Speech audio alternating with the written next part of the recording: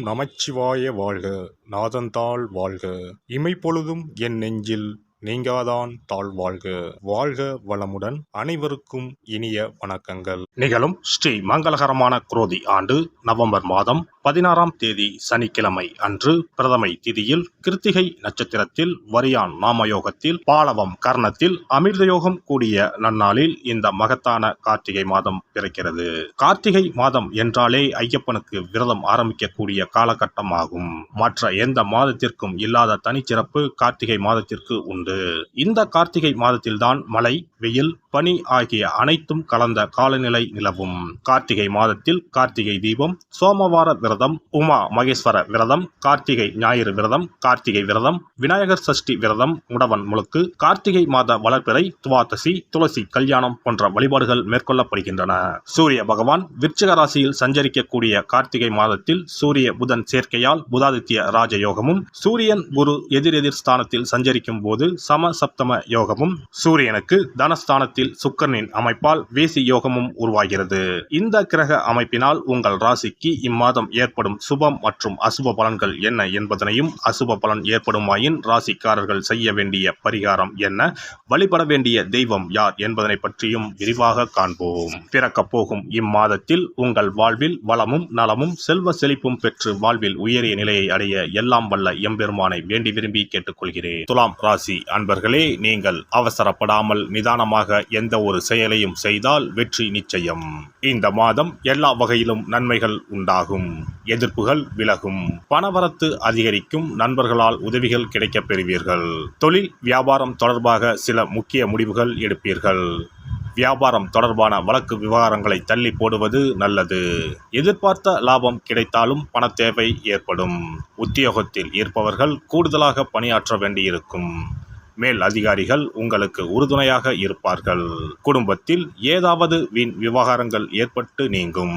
கணவன் மனைவிக்கு இடையே திடீர் கருத்து வேற்றுமை உண்டாகலாம். உறவினர்கள் மூலம் எதிர்பார்த்த உதவிகள் தாமதமாக கிடைக்கும். பிள்ளைகளுக்காக கூடுதலாக பாடுபட வேண்டி இருக்கும். சகோதரர்களிடம் கவனமாக பேசுவது நல்லது. பெண்களுக்கு இந்த மாதம் பணவரத்து கூடும். ஏற்கனவே செய்த ஒரு காரியத்தின் பலன் இப்போது கிடைக்கும். திடீர் மன வருத்தம் ஏற்படலாம். கலைத்துறையினரை பொறுத்தவரை மற்றவர்களுக்கு உதவ போய் வீண் பிரச்சனைகளில் மாட்டிக்கொள்ளலாம். கவனம் தேவை. வாகனங்களில் செல்லும் போது எச்சரிக்கையாக செல்வது நல்லது. அரசியல் துறையினருக்கு எல்லா நன்மைகளும் உண்டாகும். மன துயரம் நீங்கும். சிற்றின்ப செலவு அதிகரிக்கும். மனதில் ஏதாவது ஒரு கலக்கம் ஏற்படும். காரணமே இல்லாமல் வீண் பழி சுமக்க நேரிடும். ஒதுங்கி சென்றாலும் கூட வலிய வந்து சிலர் சண்டை போடலாம். கவனமாக இருப்பது நல்லது. மாணவர்கள் எதையும் ஒரு முறைக்கு பலமுறை யோசித்து செய்வது நல்ல பலனை தரும். நட்சத்திர பலன்கள். சித்திரை 3-4 பாதங்கள். இந்த மாதம் அடுத்தவர்களிடம் பேசும்போது யாரை பற்றியும் விமர்சிக்காமல் இருப்பது நன்மையை தரும். பண வரவில் தாமதம் இருக்கும். மாணவர்களுக்கு கல்வியில் பின்தங்கிய நிலை மாற கூடுதல் கவனத்துடன் அதிக நேரம் ஒதுக்கி பாடங்களை படிப்பது அவசியம். சுவாதி நட்சத்திரம். இந்த மாதம் பணவரத்து கூடும். ஆன்மீக செலவுகள் உண்டாகும். காரிய தடை தாமதம் விலகும். ஆனாலும் அந்த காரியத்தை செய்து முடிக்க கூடுதலாக உழைக்க வேண்டியிருக்கும். அந்நிய மொழி பேசுபவர்களால் உதவிகள் கிடைக்கும். வசிக்கும் இடத்தில் மதிப்பும் மரியாதையும் அதிகரிக்கும். விசாகம் 1-2-3 பாதங்கள். இந்த மாதம் தொழில் வியாபாரத்தில் முன்னேற தேவையான வாய்ப்புகள் கிடைக்கும். தொழில் போட்டிகள் விலகும். தேவையான நிதி உதவி கிடைக்கக்கூடும். உத்தியோகத்தில் இருப்பவர்கள் உற்சாகமாக பணிகளை கவனித்தாலும் அலுவலக வேலைகளில் தாமதம் இருக்கும். புதிய வேலைக்கு முயற்சி செய்பவர்களுக்கு சாதகமான பலன் கிடைக்கும். மகாலட்சுமி தேவியை வணங்கி வர குடும்பத்தில் மகிழ்ச்சி நிலவும். சுபிட்சம் உண்டாகும். சிறப்பு தொகுப்பு. கண் திருஷ்டிகள் அகன்று தடைப்பட்டு கொண்டிருக்கும் காரியங்கள் நிறைவேற செய்ய வேண்டிய பரிகாரம் என்ன என்பதனை பற்றி காண்போம். வாழ்க்கையில் நல்ல நிலையில் இருந்தவர்கள் கூட திடீரென்று பொருளாதாரம் இழந்து மன கஷ்டங்களுடன் வாழும் நிலை ஏற்படும். இந்த நிலை எதனால் ஏற்பட்டது என்று ஆராய்ந்து பார்த்தால் பெரும்பாலும் அவர்களின் மீதான கண் திருஷ்டிதான் காரணமாக இருக்கும். கல்லடி பட்டாலும் கண்ணடி படக்கூடாது என்று சொல்வார்கள் அல்லவா, அது உண்மைதான். இது போன்ற பிறரின் பொறாமை கொண்ட கண் திருஷ்டியினால் பலரின் வாழ்க்கை சிரமத்திற்கு ஆளாக நேரிடும். இது போன்ற கண் திருஷ்டிகளிலிருந்து எப்படி தப்பிப்பது? இருக்கவே இருக்கிறது எளிதாக கிடைக்கும் ஊமத்தஞ்செடி. தெய்வ சக்தி நிறைந்த செடியாக கருதப்படும் ஊமத்தஞ்செடியின் காய், பூ, இலைகள் என அனைத்தும் தீய சக்திகள் விரட்ட பரிகாரத்துக்கு பயன்படுகிறது. பொதுவாக ஊமத்தம் காய்க்கு கெடுதலை அகற்றக்கூடிய சக்தி உண்டு. நம் வீட்டில் உள்ள எதிர்மறை சக்தியை அகற்றுவதற்கு ஊமத்தங்காய் தீபம் சிறந்த பரிகாரமாகிறது. தெய்வீக மகத்துவம் நிறைந்த ஊமத்தங்காய் மற்றும் பூவையும் எடுத்துக்கொள்ளுங்கள். வீட்டுக்கு அருகில் இல்லை என்றால் நாட்டு மருந்து கடைகளில் கிடைக்கும். இந்த 2 பொருட்களையும் மஞ்சள் தண்ணீரை கொண்டு நன்றாக கழுவி விடுங்கள். சிறிது நேரம் அவற்றிலுள்ள ஈரம் போக ஆறவிட்டு பிறகு அவற்றை ஒரு மஞ்சள் துணியில் குலதெய்வத்தை வேண்டி ₹1 நாணயத்தோடு சேர்த்து முடிந்து வீட்டின் நிலைப்படியில் கட்டி தொங்க விடுங்கள்.